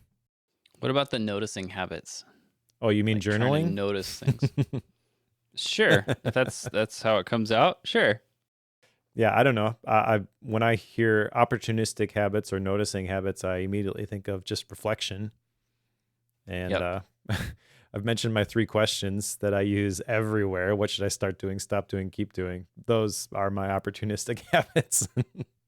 Yeah, I'm with you. Like there's so much of this I don't want to do. Like I'm not going to do project checklists. Like my stuff is regularly different, but it's so obvious what done is and what is success that it's just not worth going through checklists to start and end them. That doesn't make sense to me. Yeah, if you've read a lot of the books that we've read, at this point in the book, you can feel free to put it down. Yeah, it's really close. Yeah.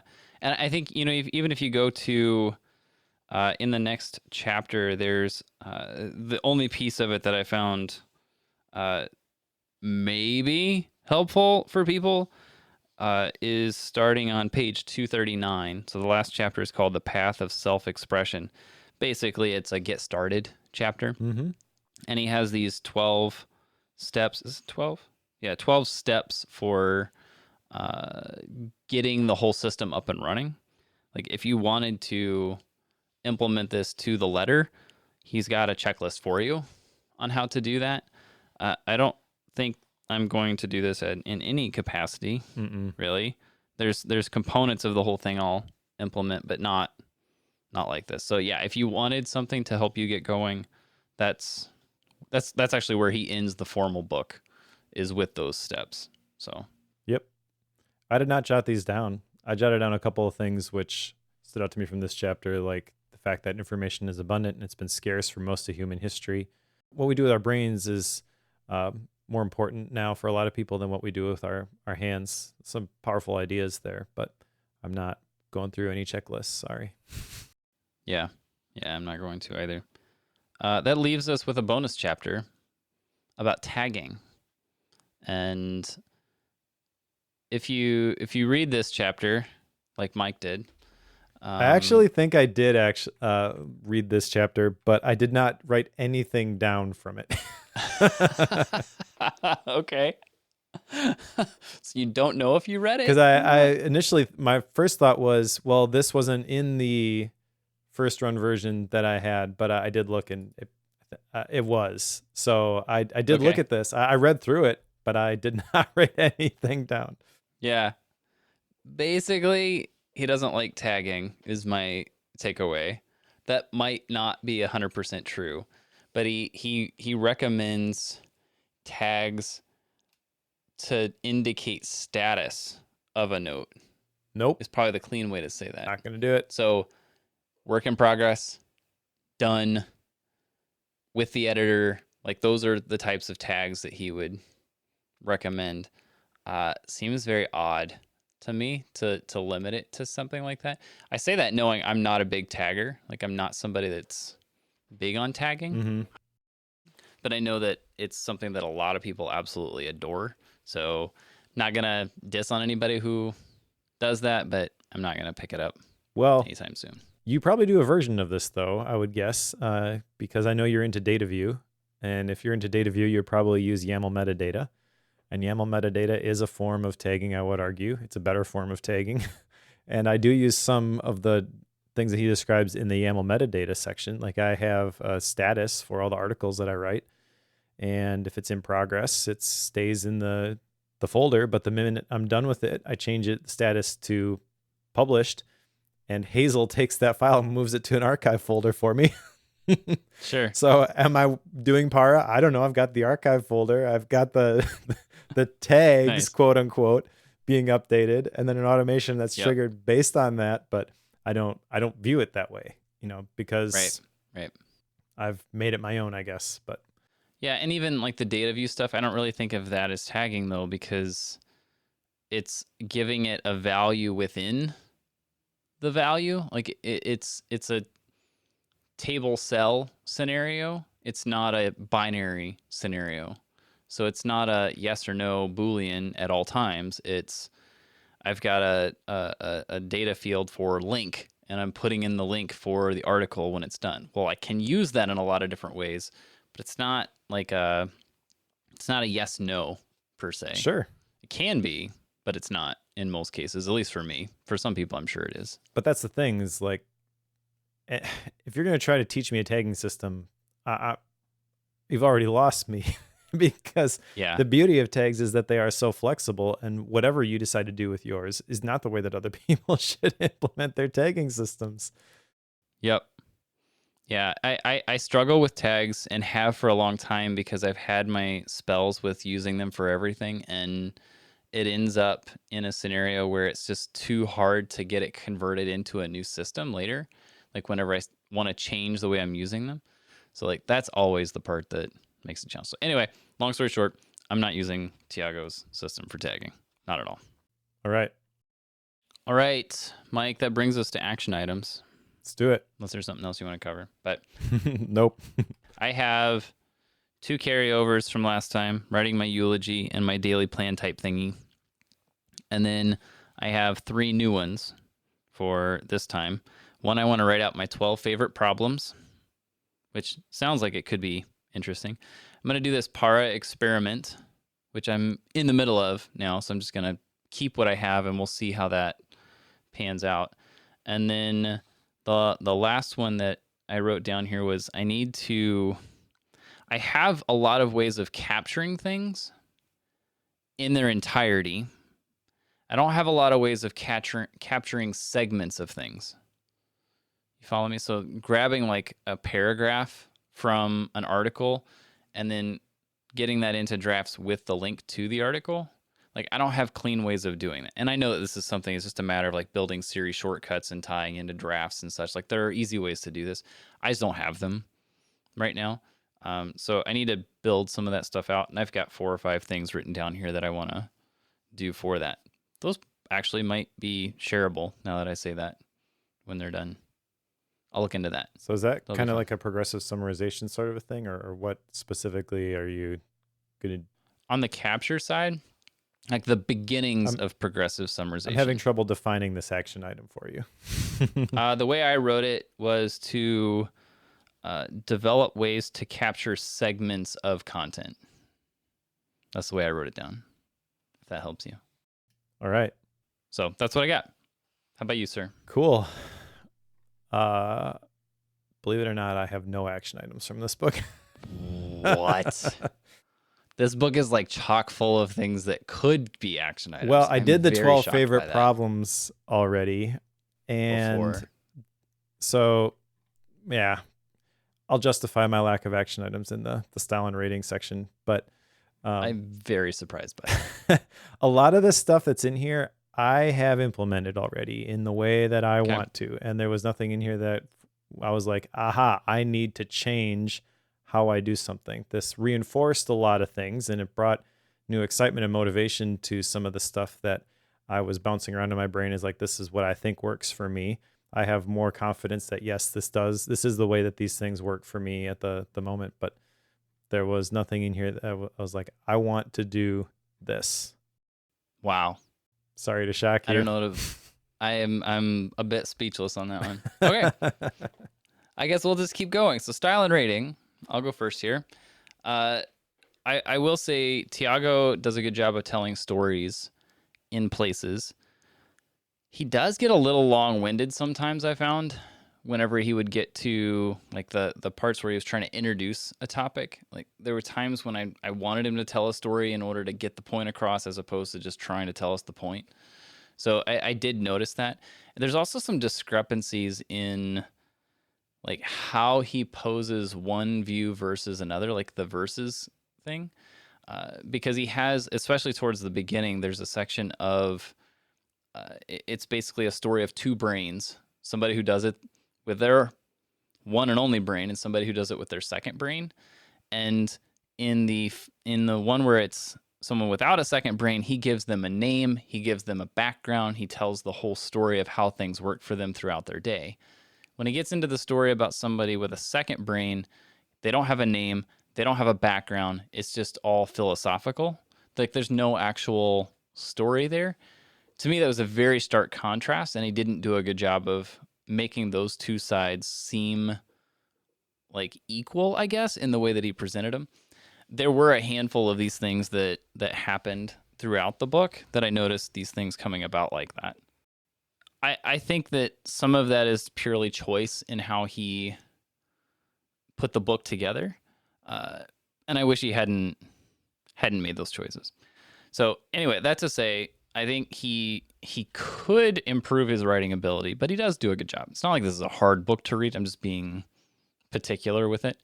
As far as a rating goes, and takeaways from this goes, I feel like this is probably, and folks who have followed me for a while know that I have not been super receptive to the PKM world, nor the terms that come with it, right? Maps of content and such. Blake's always trying to help me find different ways to interpret MOCs. So there's a lot of stuff with it that I've been very resistant to. And some of that I think is purely because I haven't fully understood some of the benefits, and knowing that my brain is super fast paced, it gets difficult for me to figure out how to use something like this and get that to slow down to a point where it's tolerable. So I say that and I put that preface in there because I feel like this is the first time I've been able to kind of get my head around the details of something like a PKM or to use his term, a second brain, a way of externalizing thoughts. Like I haven't been able to get my head around it very well. This is probably the first time I've felt like, okay, yeah, I think I'm ready to give this a full run. Now, I don't have an action item of do PKM or build a second brain. I don't have that because I've kind of been on some of that journey already, just trying to get my head around it. So that said, he's done a very good job of showing me the case for that. And that's something that I know you have tried to do a number of times, Mike. At some point, I feel like you and I are close enough that I tend to not listen sometimes. So there is that component as well. So that said, like I think as far as a rating goes, I'm going to put this at a 4.0, knowing that there's a lot of really good stuff here. And I've been able to have some pretty big takeaways from it, I feel, but have some pretty big qualms with the way he's pitching some of this. And then also, like, there's some, like, I don't need weekly reviews. Like, I'm not doing it. Those are things that you do because you love GTD. I'm not doing that. Like, it's just not a thing I'm gonna do. So, anyway, thanks for the MOC translations in the chat, guys. You guys are doing God's work right there. So you just justified my lack of action items. Not sure if you recognize that. You mentioned that you were on this PKM journey and implemented some of this stuff already. So I've been on this journey for the last couple of years, and I feel like every other action item that could have been associated with the stuff that I would have read in this book, I have implemented in some way, shape, or form, as evidenced by the number of links of things that I have made that have aligned with the topics that we've discussed here today. This I is was the watching first you time. drop links in the chat. Yeah, this is the first time I've got like 4 or 5 different links. Like, hey, I already wrote this up over here. That's never happened before. Now, that being said, I feel like the personal knowledge management stuff and building a second brain stuff, there is a lot of overlap there. They are kind of the same thing in a lot of ways, but I'm 100% behind this idea. I feel like the message in this book is much better than honestly I thought it was going to be, because I had an idea of building a second brain previously of this is what it is. And actually that started to change once I went through the course. But reading the book specifically, there was a whole bunch of stuff in my notes here that some of it we covered, some of it we didn't. There was a lot of things that spoke to me, resonated to me. That's a word that comes up all the time in the focus episode. Tiago talks about that term because his dad was a musician. They would have other musicians over for dinner and they'd look at art and be like, oh, that really resonates with me. And I really like that idea. It's like something goes off inside of you. Resonance is like a reverberation. So it's like a reverberation in your soul. You can tell when you look at something, oh, I should keep this. And that's totally different than the anxious pressure of like, I better keep this just in case I need this later so I don't get burned. That's how I used Evernote for a really long time. That's how a lot of people will use a digital filing cabinet. And I feel like building a second brain with the emphasis on the creativity, this is an idea whose time has come. He talks about at the very end, the last chapter, how when you implement this stuff, your brain will shift from consuming to creating. And that's where the real value is. Create, not consume. It's on my lock screen because I want to or my home screens, because when I open up my phone, I want a couple of apps when I first look at it. And there's a big message, create, not consume, as a reminder, just a gentle nudge like, hey, don't just go consume things. Don't dip into the infinity pools, but do something positive, do something intentional with this technology. With great power comes great responsibility. Building a second brain shines a spotlight on like how you can actually use this for your benefit. And I feel like that's really, really important. It's really, really powerful. And the book itself, I feel like, is a great entry point into this topic for people. I don't know of a whole lot of other like personal knowledge management or PKM type books.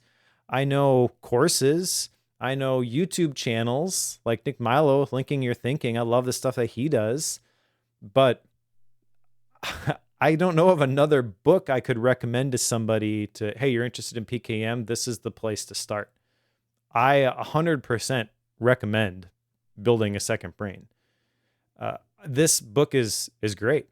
And for me, the value kind of ended getting into part 3, but I can totally see how for somebody who is beginning out on their PKM journey, there's some revolutionary stuff in there that complements very well the things that he's talking about in part 1 and part 2. Part 2 itself, I went into it thinking, oh boy, a system. I'm not going to get a whole lot out of this because I'm not going to agree with the system. Well, guess what? I don't agree with the system as it's codified, but I agree with all of the principles that the system is based upon. Right. So once I wrestle with that myself and I realize that, you know what, you have a lot more in common here than you have differences. I view building a second brain not as like a contrary system, a competing idea. This is very much the exact same thing that I'm doing with my 5 C's of creativity. We're allies. We're speaking the same language. We're preaching the same message here. And having met Tiago, I also feel that my impression of him is he is a very authentic person. He is not one of those snake oil salesmen. I am happy to see the success that is happening right now around this whole idea of building a second brain. And the book itself, I think, is at the top of the New York Times bestsellers list or something. He tweeted something about that recently. I think it's great that he's having all this success with it because I think that this can help a lot of people. Now, I'm trying to be more picky with my 5.0s. So I'm not going to rate it 5.0, but I am going to rate it 4.5 because even for me, someone who had their system already, and I could make the argument that there's nothing new here for me because on one level, a lot of these things I've implemented in different ways. But I still feel like reading through this, Tiago brought a whole bunch of information and kind of filled in a lot of my knowledge gaps. He filled in a lot of the blank spaces with what I thought about these things. So as I think about what happened to me as a result of reading this book, like I said, I've got a lot more confidence in the system that I have created. So I think it's a really good book. I would recommend it to absolutely everybody. If you're looking for something that's going to say, do this exactly in this specific tool, that's not what you're going to get. But if you're okay with that, then it's a great read. All right, let's put it on the shelf. What's next, Mike? Next is Love and Work by Marcus Buckingham. We are going to do what we love, Joe. Okay. Or something. See how this goes. Do what you love. Well, following that, I put 2 in the outline, but I'm going to pick one here. Do the Hard Things First by Scott Allen. I feel like I'm someone who likes to do the easy things first or the fun things first. So I'm curious the thoughts on doing hard things first. It has a lot of reviews and a lot of people who seem to like it. So seems like it would be a good fit. We'll give it a shot. Do the Hard Things First by Scott Allen. How about a Gap book, Mike? All right, I got one. I read Back of the Napkin by Dan Rome, which is a follow-up to the Pencil Pirates course that I was doing, communicating your ideas visually. I've got a MindNode file for this one, which I will put up in the club, which, by the way, if you haven't checked that recently, I dumped a whole bunch of them last week. I was a little bit behind, but it is up to date now. Nice. Nice work. Don't have a Gap book. Was busy building a treehouse last week, but I have a couple old ones, actually, that I started one of. I'm not going to tell you what it is till I'm done with it. Okay, so that's fine. It'll be super fun. So I have started one, but I haven't finished it yet. So I'll tell you when it's done. That said, and like Mike mentioned, if you haven't already, join the club, club.bookworm.fm, and specifically club.bookworm.fm/membership if you want access to all of Mike's MindNode files, which he now has updated. Super cool group of people who are there that support us and support the show, help us keep the lights on. So big thanks to you who have done that. Simple $5 a month. And we're grateful to have you guys on board, especially those of you who have joined us live here today. We got quite a crew in the chat today. So thanks for joining us on the YouTube. If you're interested in joining us there, I always tweet out a link from the Bookworm Twitter account once we've got that stream scheduled and set up. So if you're interested in joining us live, we'd love to have you here as well. So thanks again, team. All right. If you're reading along with us, which you totally should, then pick up Love and Work by Marcus Buckingham, and we'll talk to you in a couple of weeks.